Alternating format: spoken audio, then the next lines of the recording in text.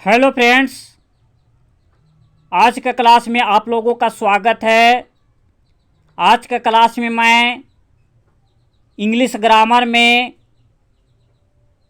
Tense में simple past tense of affirmative sentence का introduction, rule, structure and Hindi to English sentence के बारे में डिटेल्स रूप से बताने वाला हूं साथियों।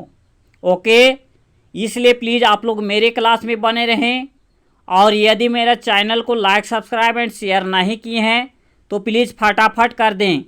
ओके, तो चले साथियों, आज का क्लास हम लोग स्टार्टिंग करते हैं टाइम वेस्ट ना करते हुए। ओके, तो सबसे पहले देखते हैं आज के क्लास में क्या है साथियों। देखते हैं इंट्रोडक्शन।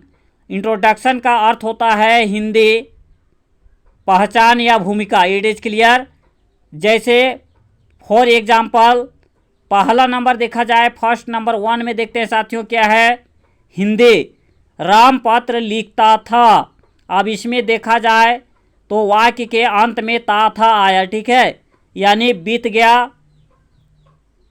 और बीता हुआ काल को हम लोग सिंपल पास्ट टेंस में कहते हैं। तो ये क्या है साथियों, सिंपल पास्ट टेंस का अफर्मेटिव सेंटेंस का इंट्रोडक्शन यानी पहचान है साथियों। Okay, it is clear. फिर नेक्स्ट देखते हैं साथियों क्या है सेकंड नंबर में, मैंने आम खाया।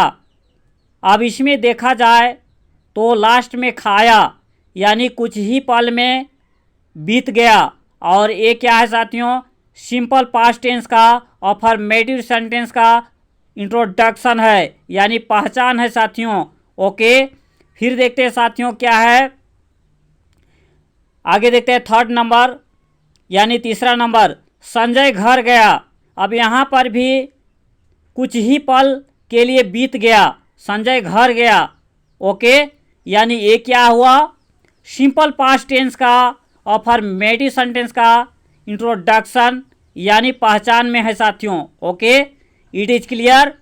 फिर आगे देखते हैं साथियों नंबर 4, कृष्णा गाना गाया।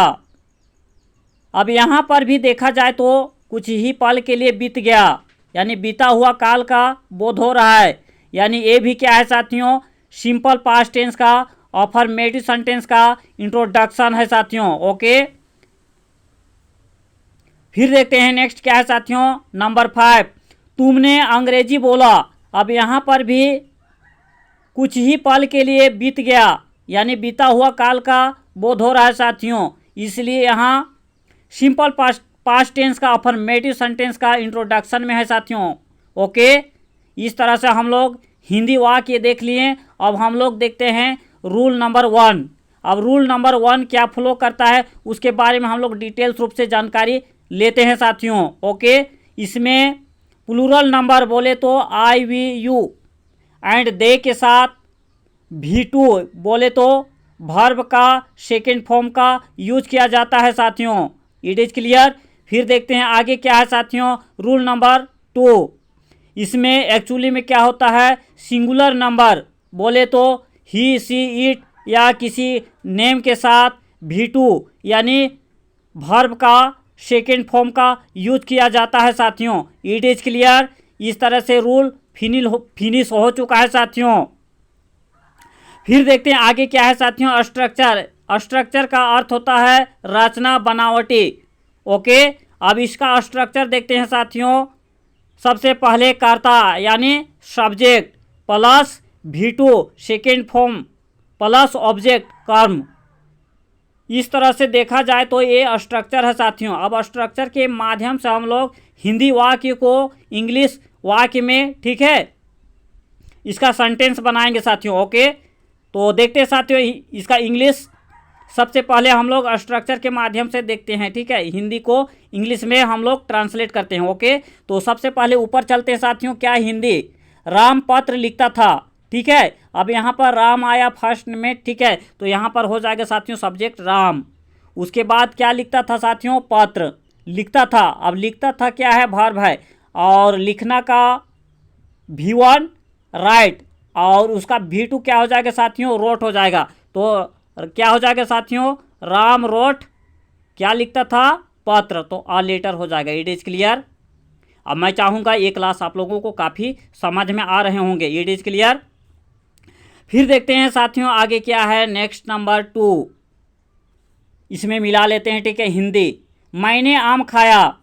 ओके, तो क्या हो जाएगा साथियों, सबसे पहले सब्जेक्ट आ जाएगा आई, उसके बाद खाया को क्या कहते हैं इंग्लिश में, यानी ईट का V2 क्या हो जाएगा साथियों, एट हो जाएगा, ठीक है। इसलिए यहाँ पर लिखेंगे आई एट और मैंगो हो जाएगा। It is clear. फिर देखते हैं साथियों थर्ड फॉर्म देखते हैं, यानी सॉरी थर्ड नंबर देखते हैं, संजय घर गया, तो इसका हो जाएगा साथियों Sanjay went to home. It is clear. फिर आगे देखते हैं साथियों क्या है, नंबर 4, कृष्णा गाना गाया, तो क्या हो जाएगा साथियों, कृष्णा sang a song हो जाएगा। It is clear. फिर आगे देखते हैं साथियों क्या है, तुमने अंग्रेजी बोला, अब इसका इंग्लिश हो जाएगा साथियों यू स्पीक, यानी यू स्पोक इंग्लिश हो जाएगा साथियों। It is clear.